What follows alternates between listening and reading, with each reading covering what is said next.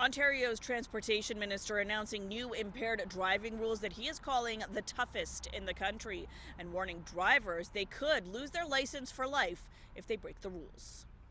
We will come down very hard on you. It is a promise to any driver thinking about getting behind the wheel, drunk or high.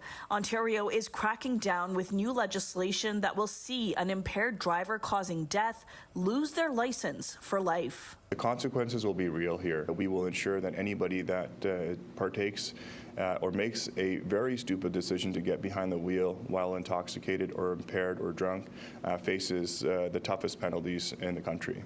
The penalties will also include forcing anyone convicted of impaired driving to install an ignition interlock device on their very first offense. They'll also have to undergo mandatory remedial education and treatment, and immediate roadside license suspensions will also increase. The government says there was a 30% increase last year in charges or incidents related to impaired driving, and currently 1 in 3 road deaths involves impaired driving. Impaired driving is so preventable. Call a friend, call a taxi, take public transit. It's that easy. Earlier this month, the OPP announcing they would be asking for breath samples as part of every traffic stop after laying more than 10,000 impaired driving charges last year.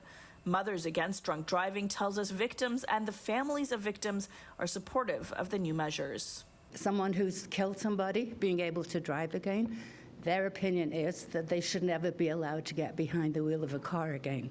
I would just love to not be doing this anymore because there are no more victims. And a rare show of support, too, from opposition members. Some of this does seem to be a step in the right direction. I mean, families deserve justice and they also deserve accountability. You've got to make sure that these things will stand a test in the courts when you write those laws, so hopefully the government's done that work.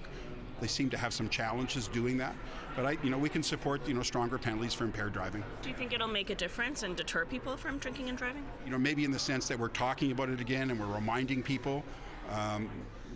I think that's the important part about it. This legislation is expected to be tabled on Thursday, and with a government majority, it should pass with ease. This comes just one day after the Ford government announced tougher penalties for auto thefts. The transportation minister also hinting at another announcement coming later this week. For City News, I'm Tina Yazdani.